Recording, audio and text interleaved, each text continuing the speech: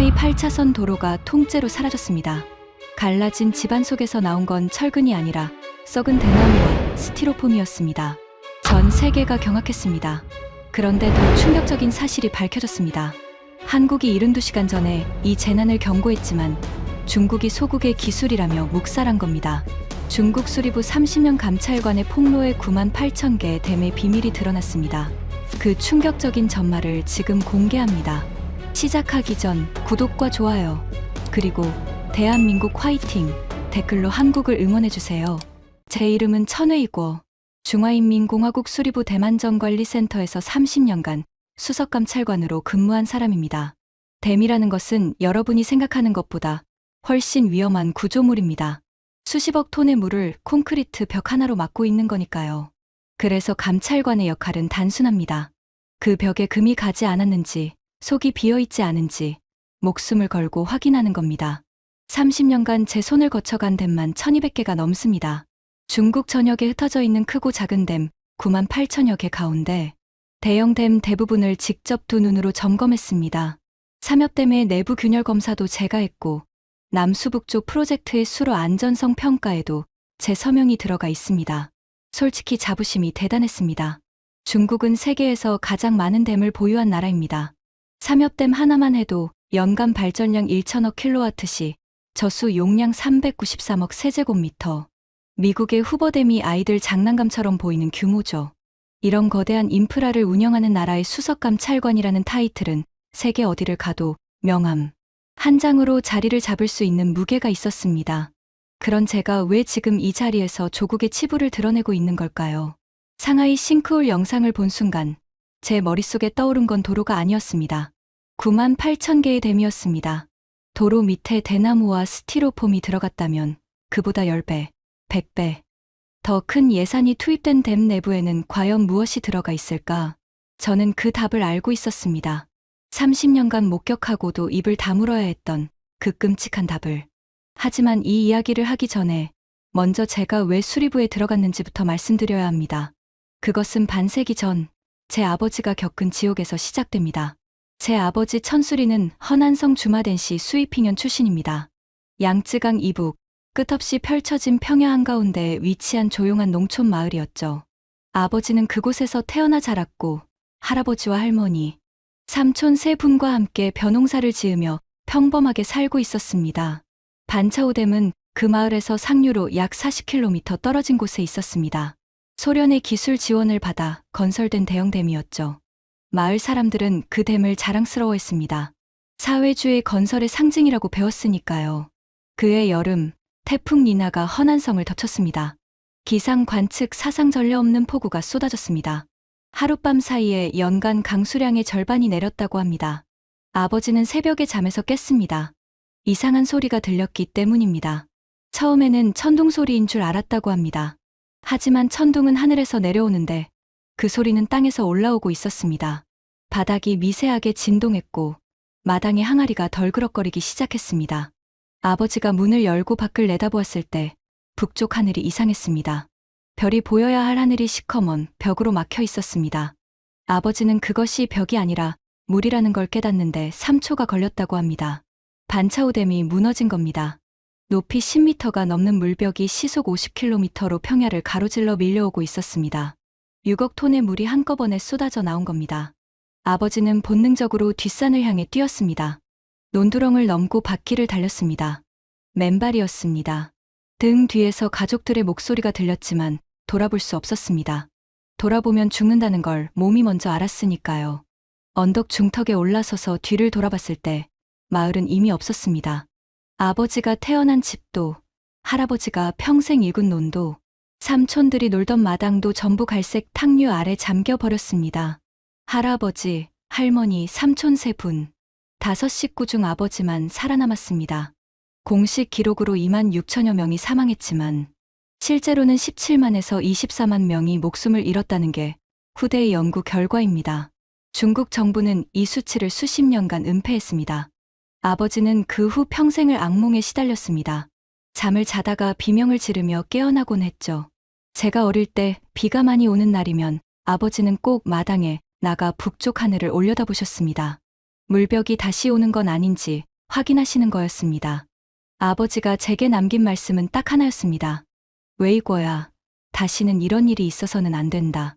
댐을 짓는 놈들을 감시할 수 있는 사람이 되어라. 그래야 내 할아버지와 할머니가 헛되이 죽지 않은 게 된다. 그래서 저는 수리부에 들어갔습니다. 아버지의 유언을 지키기 위해서. 하지만 30년간 감찰관으로 일하면서 제가 목격한 현실은 아버지의 악몽보다 더 끔찍했습니다. 두부 비지 공정. 중국 건설업계를 좀먹는 이 저주받은 관행은 댐이라고 예외가 아니었습니다. 지방 관료들은 중앙에서 내려온 건설 예산의 40%에서 심한 경우 60%까지 빼돌렸습니다. 그 빈자리를 메우는 것은 철근이 아니라 대나무였고 콘크리트가 아니라 스티로폼과 건설 폐기물이었습니다. 저는 수백 건의 보고서를 올렸습니다. 현장 사진을 찍고 샘플을 채취하고 콘크리트 코어 시료를 분석해서 부실의 증거를 문서화했습니다. 하지만 보고서가 상부에 도착하면 벌어지는 일은 항상 같았습니다. 해당 지방 당서기에게 전화 한 통이 가고 며칠 뒤 제 보고서에는 수정 불가라는 빨간 도장이 찍혀 돌아왔습니다. 한 번은 윈난성의 중형댐에서 콘크리트, 벽체 내부 공급률이 설계의 기준의 4배에 달하는 심각한 부실을 발견한 적이 있습니다. 쉽게 말하면 콘크리트 벽에 구멍이 숭숭 뚫려 있다는 뜻입니다. 저는 즉시 사용 중지를 건의했습니다. 하지만 돌아온 건 건의서 반려와 함께 조용히 하라는 압력이었습니다. 한 달 뒤 그 댐 하류에서 제방이 넘쳐 마을 2곳이 침수됐습니다. 사상자 수는 내부 자료로만 기록되고 언론에는 단 한 줄도 나가지 않았습니다. 이런 일이 30년간 반복됐습니다. 저는 아버지의 유언을 지키겠다고 수리부에 들어왔지만 정작 제가 한 일이라곤 부실 현장을 목격하고 보고서를 쓰고 묵살당하는 것의 반복이었습니다. 그래도 포기할 수 없었습니다. 누군가는 기록해야 하니까요. 저는 공식 보고서와는 별개로 개인 노트에 30년간의 감찰 기록을 빠짐없이 남겼습니다. 1200개 이상 댐의 실제 상태, 부실 유형, 관련 관료 이름, 빼돌린 예산 추정액까지. 이 노트는 언젠가 쓰일 날이 올 거라고, 아니 반드시 와야 한다고 스스로에게 되뇌었습니다. 그리고 그날이 정말로 왔습니다. 상하이 싱크홀이 터진 바로 그 주, 수리부 본부에서 긴급회의 소집 명령이 떨어졌습니다. 베이징 시청구 수리부 본부 8층 대회의실. 제 경력 30년을 통틀어 이런 긴급 소집은 처음이었습니다. 회의실에 들어서자마자 분위기가 심상치 않다는 걸 느꼈습니다. 수리부 차관보를 비롯해 국가발전개혁위원회, 자연자원부, 응급관리부까지 중국 인프라를 관장하는 핵심 부처의 고위 관료들이 총출동해 있었습니다. 중앙 스크린에는 상하이 싱크홀 현장 항공사진이 떠 있었고 그 옆에 붉은 글씨로 급비, 대회비라는 워터마크가 찍혀 있었습니다. 수리부 차관보 마코창이 입을 열었습니다. 상황이 심각하다. 상하이 싱크홀 이후 국제사회의 압력이 거세지고 있다. 유엔 재난위험 경감사무국에서 중국 인프라 전반에 대한 안전실태 조사를 권고했고 미국과 일본, 유럽연합이 공동으로 아시아 인프라 안전합동조사단 구성을 제안해왔다. 중앙에서는 이를 수용하기로 결정했다. 회의실이 웅성거렸습니다. 외국인들에게 우리 인프라를 보여준다고 중국 건설업계의 속살을 들킬 수도 있는 상황에 왜 수용하는 겁니까? 인프라국 부국장 자오밍이 불만을 터뜨렸습니다. 자오밍. 저와 15년 넘게 악연을 이어온 인물입니다. 지방건설국 시절부터 부실 보고서를 묵살하는데 앞장선 자였죠. 마코창 차관보가 고개를 저었습니다. 거부하면 은폐 의혹만 커진다. 수용하되 우리가 주도적으로 관리하면 된다. 보여줄 곳만 보여주고 감출 곳은 감추면 된다. 저는 속으로 쓴웃음이 나왔습니다. 역시나 감추는 게 이 나라의 방식이지. 그런데 조사단 구성 명단이 스크린에 뜨는 순간 제 눈이 한 곳에 멈췄습니다. 한국 참가 기관 코어 절수자원공사 파견 인력 WAMIS 운용팀 3명. 코웃음이 나왔습니다. 한국이라고? 수리부 내에서도 제 반응과 비슷한 기류가 흘렀습니다. 자오밍이 대놓고 비아냥거렸습니다. 한국에서 뭐 하러 오는 겁니까? 삼엽댐 저수량이 한국 전체 수자원의 몇 배인지 아십니까? 그 나라 댐 중에 세계 100위 안에 드는 게 하나라도 있습니까? 소국의 기술자들한테 보여줄 게 뭐가 있다고. 솔직히 저도 같은 생각이었습니다. 미국에서 온다면 이해합니다. 미 공병단은 후보댐을 지은 조직이니까요. 일본에서 온다면 그것도 이해합니다. 일본에 내진 설계 기술은 세계 정상급이니까요. 하지만 한국의 수자원 기술이라고는 소양강댐 정도가 전부 아닙니까? 그것도 일본 기술 자문을 받아서 지은 거로 알고 있었습니다. WAMIS라는 시스템 이름도 처음 들어봤습니다. 무슨 약자인지도 몰랐고 솔직히 관심도 없었습니다. 회의가 끝난 뒤 사무실로 돌아오는 복도에서 자오밍이 제 옆으로 왔습니다. 천 감찰관, 이번 조사단 수행은 자네가 맡게. 총괄 안내 겸 감시 역할이야. 외국 팀들이 쓸데없는데 코를 들이밀지 못하게 관리해. 특히 한국팀. 소국 기술자들이 건방지게 나오면 선을 확실히 그어. 알겠습니다. 저는 별 감흥 없이 대답했습니다. 그때까지만 해도 이 임무가 제 인생을 완전히 바꿔놓을 줄은 상상도 못했습니다. 조사단의 첫 번째 합류 지점은 상하이 홍차오 국제공항이었습니다. 미국에서 온 FEMA 소속 엔지니어 사라 미첼, 일본 국토교통성 파견 기술관, 야마모토 타쿠야, 그리고 한국 쿠어처의 WAMIS 운용팀. 저는 공항 도착 로비에서 이들을 맞이했습니다. 미국 팀이 먼저 도착했습니다. 사라 미첼은 키가 크고 당당한 최고의 여성이었습니다. 대형 장비 케이스 4개를 끌고 왔더군요. 미국다운 스케일이라고 생각했습니다. 일본의 야마모토 타쿠야는 단정한 정장 차림에 서류 가방 하나를 들고 나타났습니다. 인사를 나누자마자 명함을 건네는 전형적인 일본식 비즈니스 매너였죠. 그리고 마지막으로 한국팀이 도착했습니다. 솔직히 실망했습니다. 아니, 실망이라기보다 어이가 없었습니다. 팀장이라는 박정수 박사와 연구원 2명, 총 3명이 전부였습니다. 그것도 들고 온 장비라곤 노트북 가방 2개와 손바닥만 한 크기의 검은색 장비 케이스 하나가 전부였습니다. 미국 팀의 장비 케이스 하나보다 작았습니다. 박정수 박사는 평범한 인상의 중년 남성이었습니다. 키도 크지 않고 특별히 눈에 띄는 점도 없었습니다. 다만 눈빛이 유독 조용했습니다. 공항의 소음 속에서도 무언가를 관찰하고 계산하는 듯한 깊고 차분한 눈빛이었죠. 천 감찰관님, 반갑습니다. 저 박정수입니다. 그가 유창한 중국어로 인사했습니다. 발음이 좋아서 순간 중국인인가 싶을 정도였습니다. 네, 반갑습니다. 일정은 내일 아침부터입니다. 오늘은 호텔에서 쉬시죠. 저는 의례적인 인사를 건넸습니다. 속으로는 이미 판단을 내린 상태였습니다. 장비도 빈약하고 인원도 적고 소국에서 온 기술자 셋이 중국 인프라를 뭘 안다고 나선 건지 아마 관광 겸 출장 온 거겠지. 야마모토도 비슷한 생각이었던 모양입니다. 한국팀이 지나간 뒤 그가 제게 슬쩍 다가와 일본어 억양이 섞인 중국어로 속삭였습니다. 천 감찰관, 한국팀 장비가 저게 전부입니까? 혹시 나머지는 따로 오는 건지요? 아마 저게 전부일 겁니다.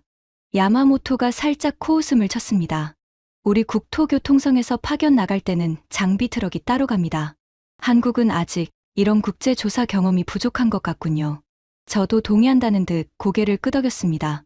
그때 박정수 박사가 멀리서 짐을 옮기다 잠시 멈춰서서 공항 바닥을 내려다보고 있었습니다. 무릎을 꿇더니 손가락으로 대리석 바닥의 이음새 틈을 만지작거렸습니다. 그러더니 품에서 작은 수첩을 꺼내 뭔가를 적었습니다. 이상한 사람이라고 생각했습니다. 공항 바닥을 만지며 메모를 하다니. 나중에 알게 되었습니다. 그가 바닥 이음새의 미세한 단차를 확인하고 있었다는 것을. 공항 건물 자체의 집안 치마 여부를 공항에 도착하자마자 측정하고 있었다는 것을. 그것이 그의 직업적 본능이자 한국 기술자의 습관이었다는 것을. 하지만 그때의 저는 몰랐습니다. 그 조용한 눈빛의 남자가 들고 온 손바닥만 한 장비 하나가 제 30년 경력을 통째로 뒤흔들어 놓을 것이라는 사실을. 다음 날 아침, 우리는 상하이 싱크홀 현장으로 향했습니다. 차창 밖으로 스쳐 지나가는 상하이의 스카이라인은 여전히 화려했습니다. 루자주의 금융가의 마천루들이 아침 햇살에 번쩍이고 있었죠.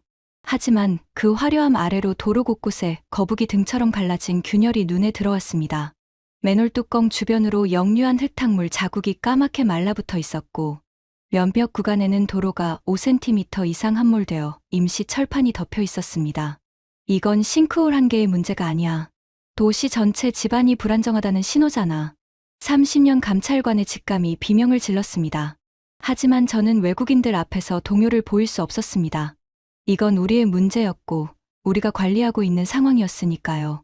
싱크홀 현장에 도착했을 때 이미 안전 펜스와 가림막이 쳐져 있었습니다. 자오밍이 미리 손을 쓴 겁니다. 외국인들에게 보여줄 부분과 감출 부분을 깔끔하게 분리해둔 거죠. 펜스 안쪽으로 안내된 우리에게 허용된 것은 싱크홀 가장자리에서 아래를 내려다보는 것뿐이었습니다. 미국의 사라 미첼이 대형 장비를 꺼내 집안 관통 레이더 스캔을 시작했습니다. 일본의 야마모토는 마이크로 진동 센서를 설치하며 주변 건물의 구조 안전성을 측정하기 시작했습니다. 장비도 크고 인원도 많고 절차도 복잡했습니다.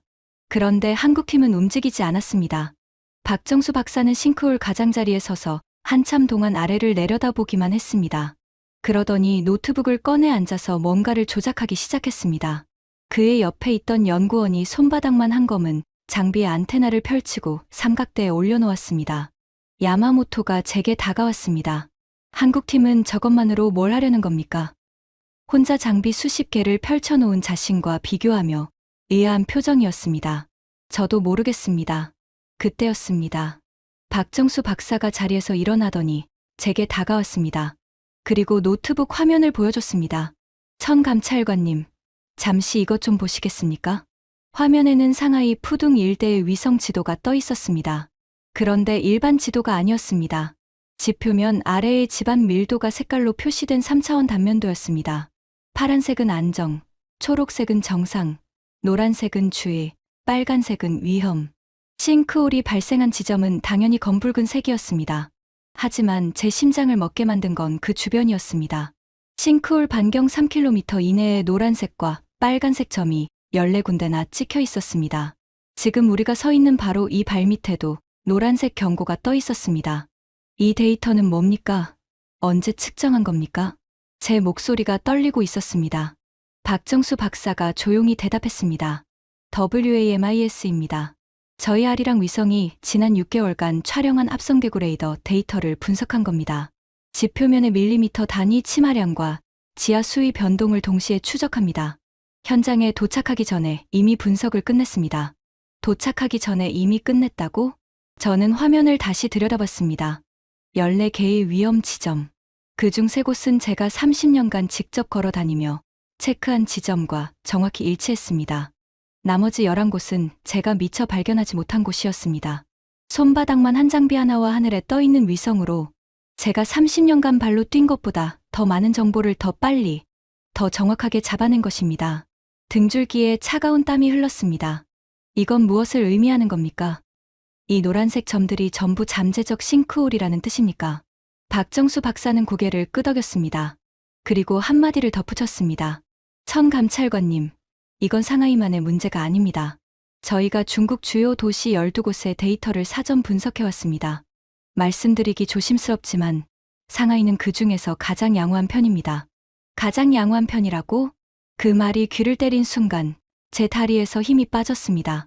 98,000개의 댐, 그 댐들 아래에 깔린 도시들, 도로와 건물과 지하철과 사람들. 제가 30년간 보고서를 올리고 묵살당하면서도 그래도 어딘가에서는 관리가 되고 있겠지 하고 스스로를 위안했던 그 모든 것이 흔들리기 시작했습니다. 소국의 기술자라고 코웃음 쳤던 그 남자가 보여준 화면 속에 중국이라는 거대한 대륙의 발밑이 얼마나 허약한지가 적나라하게 드러나 있었습니다. 하지만 이것은 시작에 불과했습니다. 진짜 충격은 다음 날, 그가 위성 데이터의 2번째 레이어를 열었을 때 찾아왔습니다. 다음 날 아침, 조사단은 상하이 푸둥 싱크홀 현장에서 본격적인 정밀 조사에 들어갔습니다. 미국 팀이 먼저 움직였습니다. 사라 미첼이 이끄는 FEMA 팀은 집안 관통 레이더, 다중 센서, 드론, 지진파 분석 장비까지 트럭 한 대 분량의 장비를 펼쳐놓았습니다. 장비 세팅에만 2시간이 걸렸죠.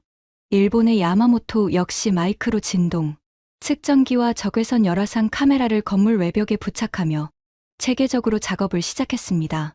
그런데 한국팀은 또 움직이지 않았습니다. 박정수 박사는 어제처럼 노트북 앞에 앉아 화면만 들여다보고 있었습니다. 연구원 한 명이 어제 세워둔 삼각대 위의 검은 장비를 확인하더니 고개를 끄덕였습니다. 그게 전부였습니다.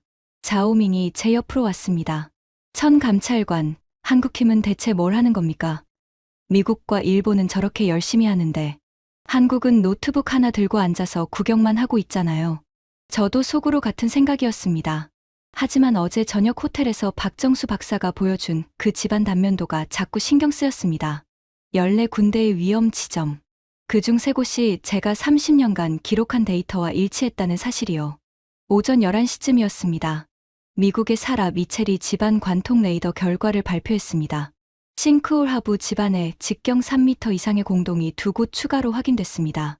깊이는 약 12m. 현재 상태로는 추가 함몰 위험이 높습니다. 자오밍의 얼굴이 살짝 굳었습니다. 하지만 금세 표정을 관리하더니 말했습니다. 이미 저희도 파악하고 있는 내용입니다. 보강 공사 계획이 진행 중이니 걱정하지 마십시오. 그때 박정수 박사가 조용히 손을 들었습니다. 미첼 박사님의 분석에 추가할 게 있습니다. 공동이 2곳이 아니라 5곳입니다. 회의 텐트 안이 조용해졌습니다. 사라 미첼이 눈을 가늘게 뜨며 물었습니다. 5곳이라고요? 저희 GPR 장비로는 2곳만 잡혔는데 근거가 뭡니까? 박정수 박사가 노트북을 돌려 보여줬습니다. 저희 아리랑 위성의 인터페로메트리 기법으로 측정한 지표면 변이 데이터입니다. 지난 6개월간 이 일대의 지표면이 밀리미터 단위로 침하한 패턴을 추적했습니다. GPR은 현재 시점의 단면을 보여주지만 위성 데이터는 시간축의 변화를 보여줍니다. 2곳은 이미 공동이 형성됐고 나머지 3곳은 지금 형성 중입니다. 한두 달 안에 추가 함몰이 발생할 겁니다. 사라 미첼이 자리에서 일어나 노트북 화면을 가까이 들여다봤습니다. 화면에는 6개월간의 지표면 변이가 시간순으로 애니메이션처럼 재생되고 있었습니다. 파란색에서 시작해 노란색, 주황색, 빨간색으로 점점 색이 진해지는 5개의 점. 사라 미첼의 표정이 변했습니다. 처음 보는 표정이었습니다. 대형 장비 4대를 동원한 미국 팀이 발견하지 못한 것을 노트북 하나와 위성 데이터로 잡아낸 겁니다. 잠깐만요. 이 데이터의 해상도가 얼마입니까? 5mm 급입니다. 사라 미첼이 뒤로 물러섰습니다. 5mm. FEMA가 현재 운용하는 위성 인프라 모니터링 시스템의 해상도는 15mm였습니다. 3배 차이. 제 옆에 서 있던 야마모토의 입이 미세하게 벌어졌습니다. 그리고 제 귀에만 들리게 중얼거렸습니다. 5mm라고? 저는 아무 말도 하지 못했습니다. 30년간 현장을 발로 뛰며 눈으로 확인하고 손으로 만져봐야 했던 것을 하늘 위 수백 킬로미터에 떠있는 위성 하나가 밀리미터 단위로 측정하고 있었다니. 하지만 자오밍은 물러서지 않았습니다. 위성 데이터라는 것이 현장 검증 없이 얼마나 신뢰할 수 있습니까? 오차가 클 수 있지 않습니까? 박정수 박사가 고개를 끄덕였습니다. 좋은 지적입니다. 그래서 현장 검증을 해보겠습니다. 저희가 예측한 3번째 공동 형성 지점이 여기서 북동쪽으로 180m 지점입니다. 지금 그쪽의 집안 상태를 확인해 보시면 됩니다. 자오밍의 얼굴이 살짝 흔들렸습니다. 하지만 외국인들 앞에서 거절할 수 없었죠. 우리는 북동쪽 180m 지점으로 이동했습니다. 겉보기에는 멀쩡한 아스팔트 도로였습니다. 자오밍이 안도한 듯 어깨를 폈습니다. 보시다시피 이 지점은 문제없습니다. 박정수 박사가 아무 말 없이 연구원에게 눈짓을 했습니다. 연구원이 손바닥만 한 검은 장비를 도로 위에 내려놓고 스위치를 눌렀습니다. 3분 후 노트북 화면에 새로운 데이터가 떴습니다. 지표면 아래 4.7m 지점에 직경 1.8m의 공극이 확인됩니다. 지하수 유동으로 현재도 확장 중이고 이 속도라면 약 40일 후 지표면까지 도달합니다. 즉 40일 뒤에 이 자리에 싱크홀이 생깁니다. 자오밍의 얼굴이 하얗게 변했습니다. 저는 그 순간 2가지를 동시에 느꼈습니다. 소국이라고 비웃었던 한국의 기술에 대한 경악, 그리고 이 데이터가 맞다면 중국 전역에서 벌어지고 있을 일에 대한 공포. 하지만 인정할 수 없었습니다. 아직은. 조사 이틀째, 우리는 싱크홀 현장에서 30km 떨어진 상하이 나누이 지구의 산업단지로 이동했습니다. 이 지역에서 최근 3년간 공장 건물 2동이 원인 불명으로 기울어지는 현상이 보고됐기 때문입니다. 차 안에서 박정수 박사가 조용히 태블릿을 넘기고 있었습니다. 저는 슬쩍 옆을 봤습니다. 화면에는 중국 지도 위에 수천 개의 점이 찍혀 있었습니다. 빨간 점, 주황 점, 노란 점. 마치 중국 전역에 발진이 일어난 것처럼 보였습니다. 무엇을 보고 계십니까? 박정수 박사가 잠시 망설이더니 태블릿을 건넸습니다. 천 감찰관님만 보십시오. 저희가 이번 조사를 준비하면서 중국 주요 도시 47곳의 위성 데이터를 사전 분석했습니다. 이것이 그 결과입니다. 심장이 멈추는 줄 알았습니다. 47개 도시 중 38개 도시에서 집안 치마 이상 징후가 감지됐다는 겁니다. 그중 12곳은 상하이 싱크홀과 동일한 패턴, 즉 지하 공동 확장이 진행 중이었습니다. 베이징, 선전, 광저우, 충칭, 텐진, 중국의 경제 심장부가 전부 포함돼 있었습니다. 이 데이터가 틀릴 가능성은 없습니까? 박정수 박사가 고개를 저었습니다. 인터페로메트리의 물리적 원리상 오류 가능성은 2% 미만입니다. 다만 이것은 집안 상태만 보여주는 겁니다. 원인이 뭔지는 현장에서 확인해야 합니다. 원인. 저는 그 원인을 너무나 잘 알고 있었습니다. 30년간 목격해온 그 원인을. 하지만 입을 열 수 없었습니다. 나누이 산업단지에 도착하자 자오밍이 미리 준비한 브리핑을 시작했습니다. 이 산업단지는 5년 전에 완공됐습니다. 최신 공법으로 시공했고 모든 안전 기준을 충족합니다. 건물 기울어짐은 자연적인 집안 안밀 현상으로 판단하고 있습니다. 자연적인 집안 안밀. 저는 속으로 쓴웃음이 나왔습니다. 그 말은 이 업계에서 항상 문제를 덮을 때 쓰는 전형적인 표현이었으니까요. 사라 미첼의 팀이 기울어진 건물의 기초를 조사하기 시작했습니다. 야마모토는 건물 구조체의 균열 패턴을 기록했습니다. 그리고 박정수 박사는 또 노트북을 펼쳤습니다. 30분 후 사라 미첼이 얼굴을 찡그리며 돌아왔습니다. 기초 깊이가 설계 도면과 다릅니다. 도면에는 12m 깊이 파일이 박혀 있어야 하는데 실제로는 7m밖에 안 됩니다. 5m나 짧아요. 자오밍의 목이 움찔했습니다. 야마모토가 뒤이어 보고했습니다. 벽체 균열이 자연 치마 패턴이 아닙니다. 이건 기초의 부등치마, 즉 한쪽만 내려앉을 때 나타나는 전형적인 패턴입니다. 자연적 안밀이 아니라 시공불량입니다. 일본인이 중국 건설의 부실을 정면으로 지적하는 순간이었습니다. 회의 텐트 안의 공기가 얼어붙었습니다. 자오밍이 반박하려 했습니다. 그건 하나의 해석일 뿐이지 않습니까? 지질 조건이 예상과 다를 수도 있습니다. 그때 박정수 박사가 입을 열었습니다. 이번에는 목소리가 달랐습니다. 어제까지의 조용하고 조심스러운 톤이 아니었습니다. 차분하지만 확신에 찬 목소리였습니다. 청감찰관님, 자오밍 부국장님, 한 가지 더 보여드릴 것이 있습니다. 이건 저희 아리랑 위성이 이 산업단지가 건설되던 5년 전부터 현재까지 촬영한 시계열 데이터입니다. 노트북 화면이 바뀌었습니다. 5년 전 이 자리가 빈 땅이었을 때부터 파일 박는 공사가 시작되고 건물이 올라가고 완공되고 그리고 기울어지기 시작하는 과정이 시간순으로 재생됐습니다. 박정수 박사가 화면의 한 지점을 가리켰습니다. 여기 보십시오. 건설 3차 연도의 파일 작업이 진행되는 구간인데 위성 열적외선 영상에서 콘크리트 양생 온도가 비정상적으로 낮습니다. 정상적인 시멘트 배합이라면 양생 과정에서 수화열이 발생해 일정 온도 이상이 되어야 합니다. 하지만 이 구간은 주변보다 섭씨 8도나 낮습니다.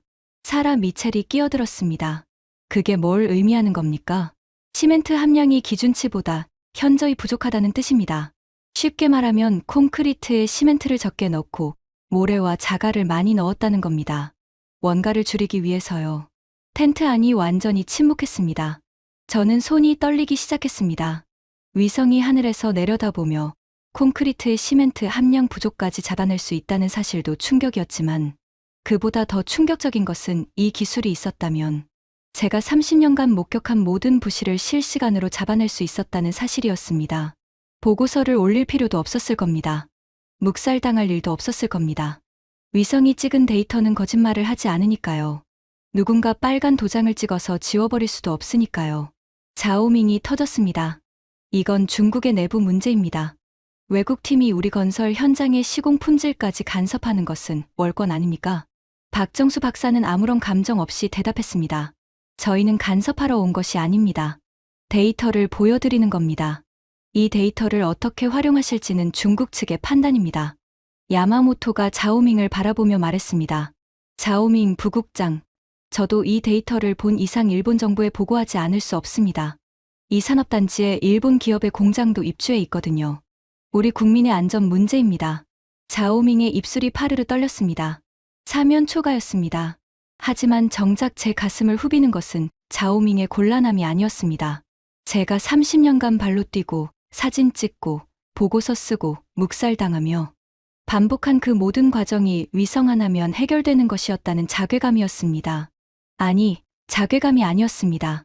30년간 알면서도 막지 못한 것에 대한 분노였습니다.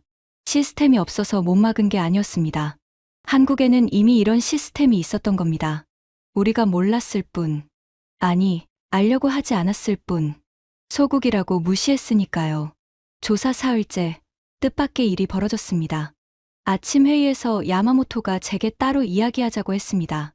호텔 로비 구석에서 커피를 마시며 그가 꺼낸 말에 저는 귀를 의심했습니다. 천감찰관, 솔직히 말하겠습니다. 저는 어젯밤 도쿄에 보고서를 보냈습니다. 한국힘의 WAMIS 시스템에 대한 기술평가 보고서입니다. 무슨 내용으로 보내셨습니까? 야마모토가 커피잔을 내려놓으며 한숨을 쉬었습니다. 제가 여기 오기 전에는 솔직히 한국힘을 무시했습니다. 공항에서 장비를 봤을 때 저 장비로 뭘 하겠다 싶었죠. 일본 국토교통성은 NSAR 기술을 2019년부터 연구하고 있습니다. 하지만 현장 적용까지는 아직 3년에서 5년이 더 걸린다는 게 우리 연구진의 판단이었습니다. 그가 목소리를 낮췄습니다. 그런데 한국은 이미 실전 배치를 끝내고 해외 현장에까지 가져와서 쓰고 있습니다. 해상도 5mm, 시계열 분석 6개월 이상, 실시간 집안 모니터링까지. 우리가 연구실에서 실험하고 있는 것을 한국은 이미 현장에서 돌리고 있는 겁니다. 보고서에 이 사실을 그대로 적었습니다. 이 분야에서 한국이 일본보다 최소 5년은 앞서 있다고 등골이 서늘해졌습니다. 일본이라는 나라가 어떤 나라입니까? 내진 설계의 종주국, 세토대교와 아카시에협대교를 만든 토목 강국. 우리 중국도 인프라 기술에서만큼은 일본을 참고해왔습니다. 그 일본이 한국에 5년 뒤처져 있다는 것을 자국 정부에 공식 보고했다는 겁니다. 야마모토가 덧붙였습니다. 천감찰관, 한 가지 더 말씀드릴 게 있습니다. 어제 도쿄에서 답신이 왔는데 국토교통성이 한국 코어처와 기술협력, MOU를 추진하라는 지시를 내렸습니다. 일본 정부가 한국의 기술협력을 먼저 요청하는 겁니다. 커피잔을 들고 있던 제 손이 미세하게 떨렸습니다. 일본이 한국의 기술을 배우겠다고 먼저 손을 내미는 상황. 중국의 수리부 감찰관으로서 저는 이것이 무엇을 의미하는지 너무도 잘 알았습니다. 기술의 서열이 바뀌고 있다는 뜻이었습니다. 미국, 일본, 유럽이 정상에 있고 한국은 한참 아래에 있다고 당연하게 생각했던 그 서열이 그날 오후 더 큰 충격이 찾아왔습니다. 사라 미첼이 미국 본부와 화상회의를 하더니 회의가 끝나자마자 박정수 박사를 찾아갔습니다. 저는 회의 텐트 바깥에서 그 대화를 우연히 들었습니다. 박 박사님, FEMA 본부에서 WAMIS의 API 접근 권한을 공식 요청하려 합니다. 미국 내 노후 인프라 모니터링에 한국의 위성 데이터를 활용하고 싶다는 겁니다. 박정수 박사가 잠시 멈칫했습니다. 그리고 조용히 대답했습니다. 그건 저희 정부 차원의 결정이 필요한 사안입니다. 하지만 기술적으로는 충분히 가능합니다. 미국까지, FEMA까지, 세계 최강국의 재난관리 기관이 한국의 기술을 빌려 쓰겠다고 나선 겁니다. 일본은 5년 뒤처져 있다고 인정했고, 미국은 자국 인프라에 한국 기술을 적용하겠다고 나섰습니다. 이 두 나라가 동시에 한국을 인정하는 상황에서 중국만 모르쇠로 버티고 있었습니다. 자오밍은 여전히 팔짱을 끼고 있었습니다. 하지만 저는 봤습니다. 그의 팔짱이 자신감이 아니라 불안을 감추기 위한 것이라는 걸. 그리고 저 자신도 더 이상 팔짱을 끼고 있을 수 없다는 걸 느끼기 시작했습니다. 조사 나흘째 모든 것이 뒤집어졌습니다. 그날 아침 박정수 박사가 긴급 회의를 요청했습니다. 그의 얼굴이 평소와 달랐습니다. 이틀간 지켜본 그는 항상 차분하고 감정을 드러내지 않는 사람이었는데 그날 아침에는 눈빛에 뭔가 날이 서 있었습니다. 조사단 전원이 회의 텐트에 모였습니다. 자오밍도 불안한 표정으로 자리에 앉았습니다. 박정수 박사가 노트북을 스크린에 연결하며 말했습니다. 여러분, 어젯밤 저희 코어철 본부에서 긴급 분석 결과가 도착했습니다. 이것을 공유하기 전에 먼저 천 감찰관님과 자오밍 부국장님께 확인하고 싶은 것이 있습니다. 스크린에 날짜가 떴습니다. 상하이 싱크홀이 발생하기 정확히 3일 전 날짜였습니다. 이 날짜에 한국 코어철은 아시아 인프라 안전 정보 공유 채널을 통해 중국 수리부에 긴급 경고를 발송했습니다. 상하이 푸둥 일대의 집안 변이가 이상 패턴을 보이고 있으며 72시간 이내에 대규모 집안 함몰이 발생할 가능성이 높다는 내용이었습니다. 회의실이 얼어붙었습니다. 제 심장이 쿵 하고 내려앉았습니다. 72시간 전. 싱크홀이 터지기 3일 전에 한국이 경고를 보냈다고? 저는 그런 경고를 받은 적이 없습니다. 제 목소리가 건조하게 울렸습니다. 사실이었습니다. 30년간 수리부에서 일했지만 코어체로부터 어떤 경고도 전달받지 못했습니다. 박정수 박사가 스크린을 넘겼습니다. 발송 기록이 떴습니다. 수신 기관, 발송 일시, 내용 요약, 수신 확인 코드까지. 수신 기관 중화인민공화국 수리부 국제협력국. 자오밍의 얼굴이 흙빛으로 변했습니다. 저는 자오밍을 바라봤습니다. 국제협력국은 자오밍의 관할이었습니다. 모든 국제기구와 외국 정부의 기술 정보가 그를 거쳐 각 부서로 배분되는 구조였습니다. 자오밍 부국장. 제 목소리가 낮아졌습니다. 이 경고가 어디로 갔습니까? 자오밍이 입을 열었다 닫았습니다. 손끝이 미세하게 떨리고 있었습니다. 그 경고는 확인했습니다. 하지만 한국의 위성 데이터만으로 72시간 내에 함몰이 일어난다는 예측을 신뢰할 근거가 없다고 판단했습니다. 소국의 기술 수준으로 중국의 집안 상태를 정확히 분석할 수 있다고 보지 않았습니다. 소국의 기술 수준. 그 말이 회의 텐트 안에서 메아리 쳤습니다. 사라 미첼이 의자에서 천천히 일어났습니다. 그녀의 얼굴이 붉어져 있었습니다. 잠깐만요. 지금 72시간 전에 경고가 왔는데 그걸 소국의 기술이라는 이유로 무시했다는 겁니까? 그 사이에 8차선 도로가 무너지고 차량 14대가 빠지고 건물 3채가 무너졌잖아요. 만약 이 경고를 접수하고 해당 구역을 통제했다면 그 피해를 전부 막을 수 있었다는 뜻 아닙니까? 야마모토도 일어섰습니다. 자오밍 부국장, 일본이었다면 이런 경고를 묵살하는 것은 상상할 수도 없는 일입니다. 데이터의 출처가 어느 나라든 인명 안전과 관련된 경고를 무시하는 것은 직무유기입니다. 자오밍이 벌떡 일어나 소리쳤습니다. 이건 중국의 내부 판단입니다. 외국 정부의 미검증 데이터를 맹목적으로 수용할 수는 없습니다. 그리고 72시간이라는 예측이 정확했다는 것도 사후 확인일 뿐이지 않습니까? 박정수 박사가 조용히 말했습니다. 미검증이 아닙니다.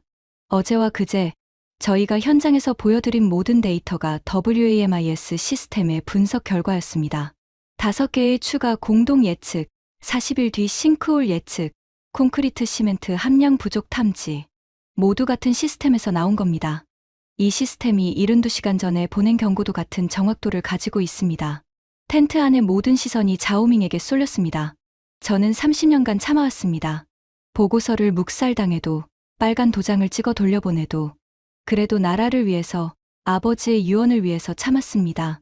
하지만 이것은 참을 수 없었습니다. 72시간이었습니다. 3일. 싱크홀이 터지기 3일 전에 외국의 기술자가 우리나라의 위험을 미리 알려줬는데 우리는 그걸 소국이라는 이유로 쓰레기통에 버린 겁니다. 자오밍 부국장. 저는 자리에서 일어섰습니다. 30년 만에 처음으로 상관에게 공개적으로 반기를 드는 순간이었습니다. 제가 이 자리에서 하나 말씀드립니다. 이 경고를 묵살한 것은 자오밍 부국장의 단독 판단이 아닙니다.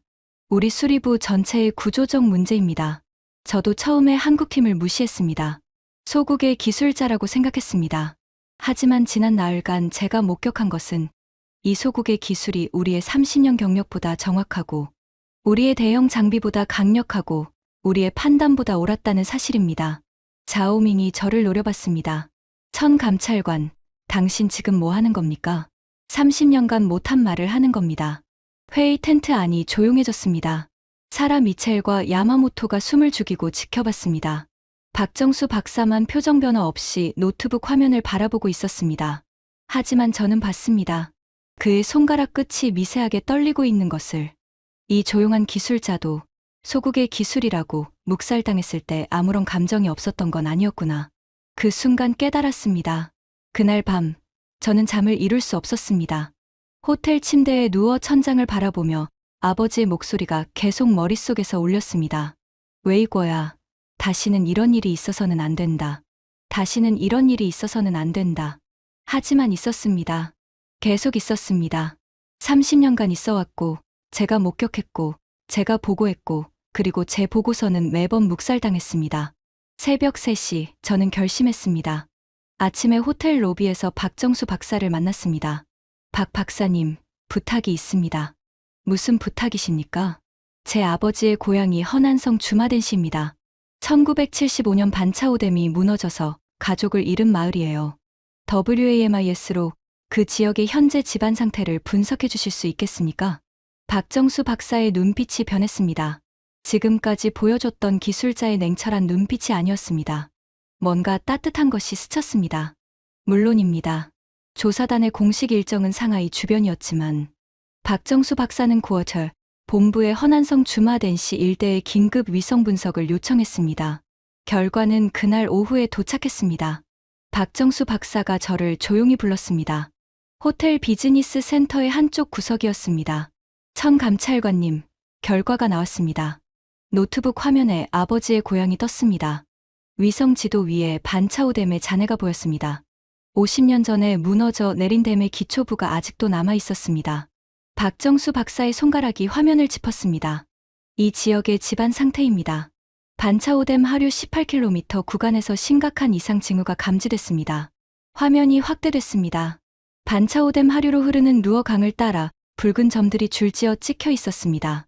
50년 전 댐 붕괴 당시 대량의 토사가 하류로 밀려 내려갔습니다.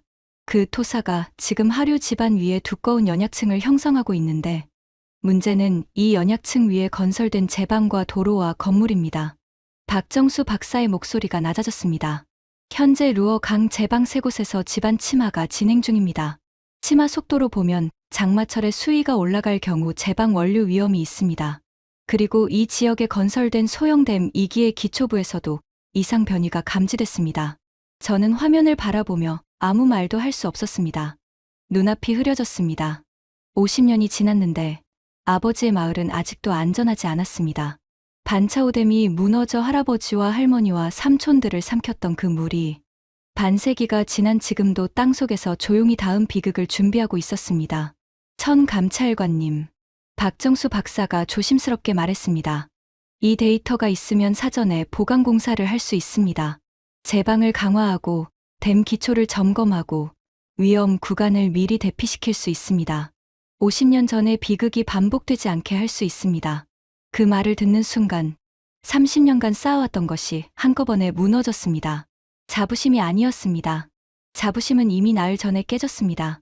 무너진 것은 저 자신에 대한 변명이었습니다.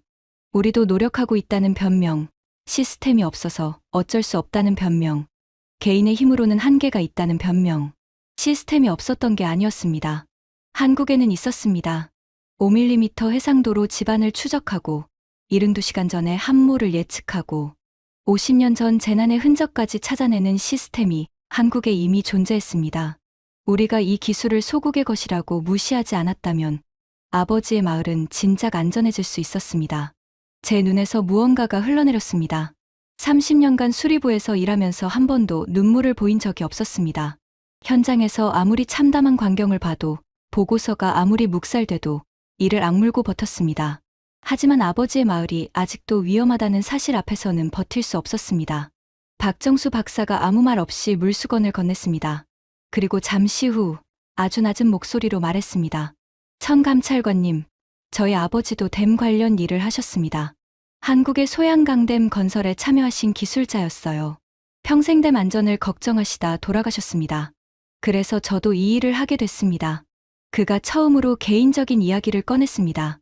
이 조용한 기술자에게도 아버지의 유언이 있었던 것입니다.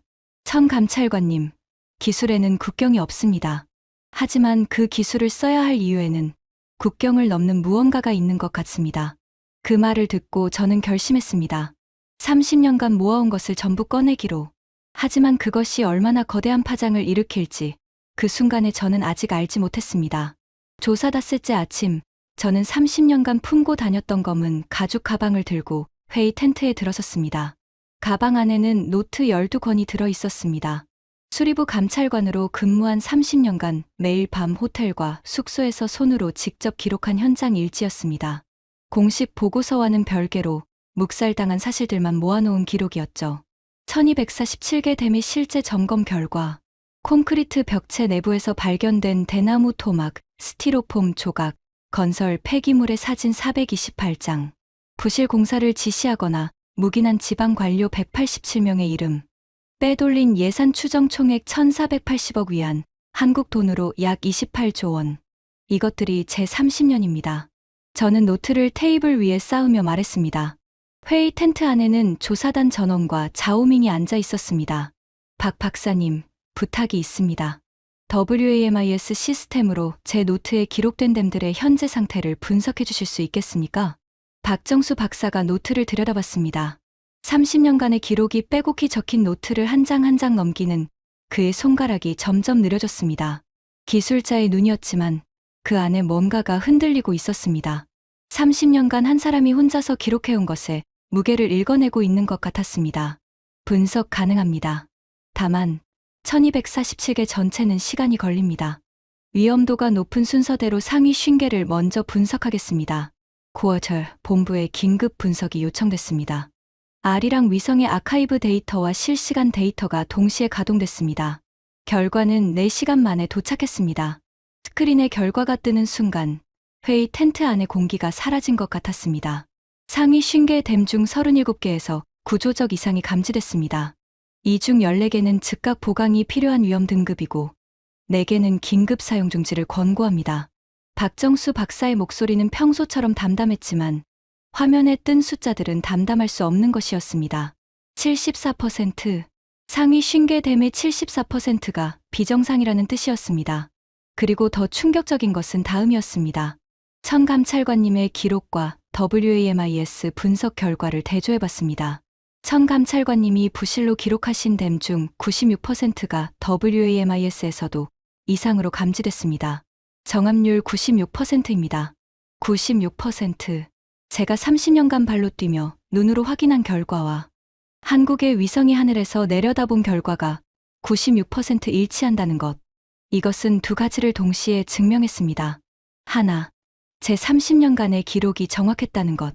둘, WAMIS의 분석이 정확했다는 것. 인간의 눈과 기계의 눈이 같은 진실을 가리키고 있었습니다. 사라 미첼이 숨을 내쉬며 말했습니다. 이건 상하이 하나의 문제가 아니군요.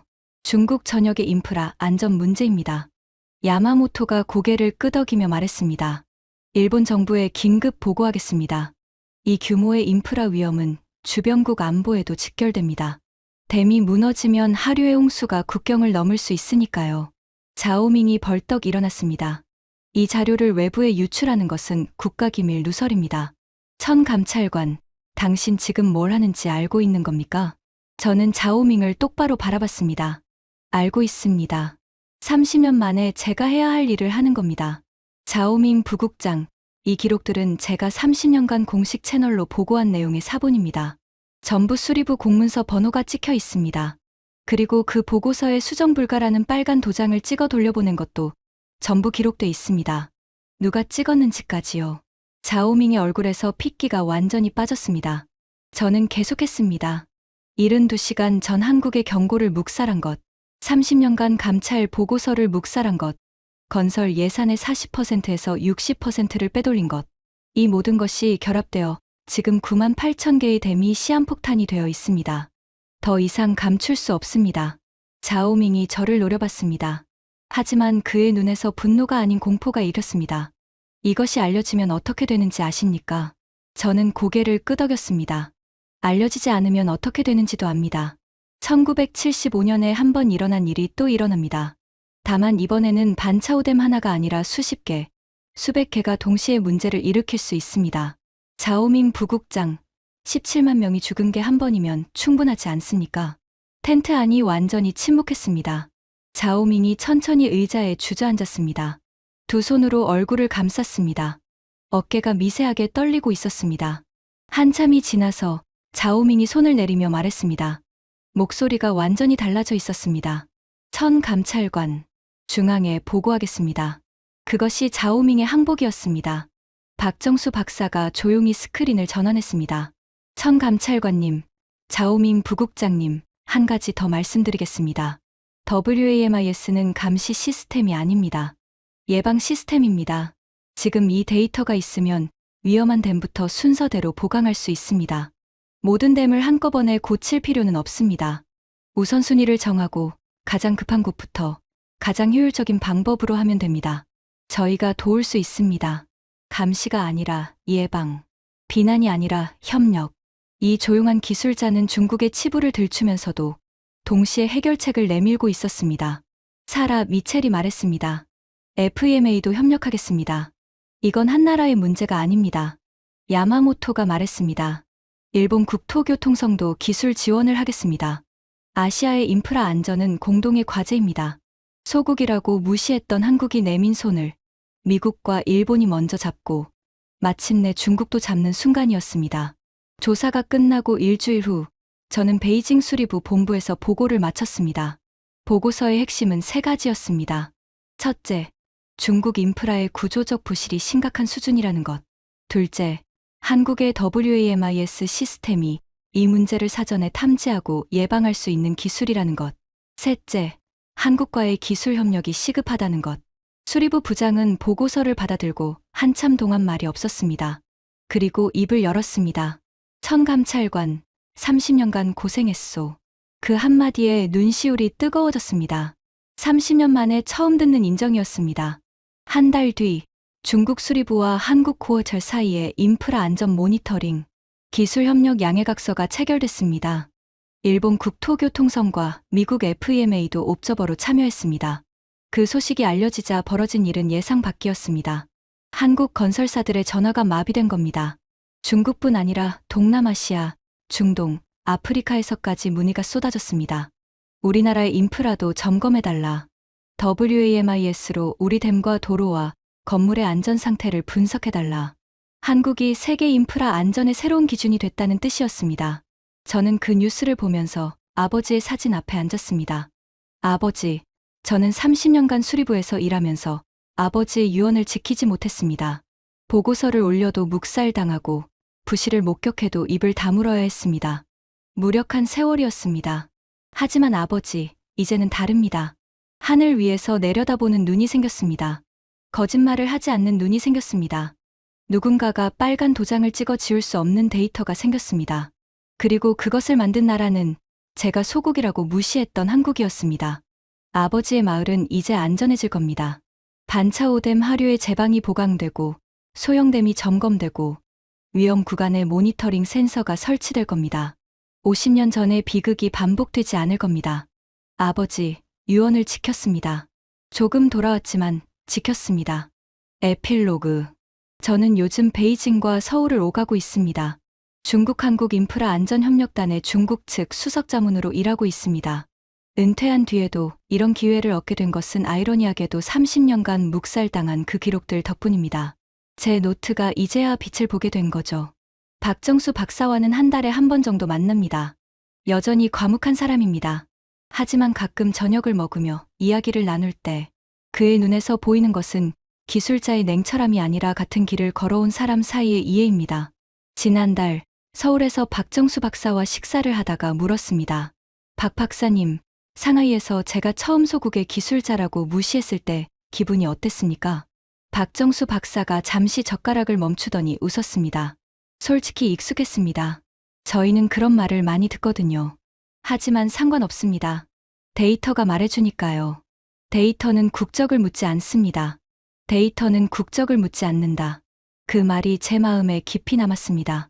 기술에는 국경이 없습니다. 하지만 그 기술을 만들어낸 나라에 대한 존경은 있어야 합니다. 저는 30년간 중국의 인프라를 감시하는 사람이었습니다. 하지만 정작 감시해야 할 것은 인프라가 아니라 우리의 편견이었습니다. 소국이라는 편견, 우리가 최고라는 자만, 남의 기술은 믿을 수 없다는 불신. 이것들이 9만 8천 개의 댐을 시한폭탄으로 만들었고 72시간의 경고를 묵살하게 했고 50년 전의 비극이 반복될 뻔한 상황을 만들었습니다. 여러분, 한 가지만 기억해 주십시오. 세상에 소국은 없습니다. 작은 나라가 만든 기술이 큰 나라의 비극을 막을 수 있고 한 사람의 양심이 30년의 침묵을 깨뜨릴 수 있습니다. 아버지의 유언은 이것이었습니다. 다시는 이런 일이 있어서는 안 된다.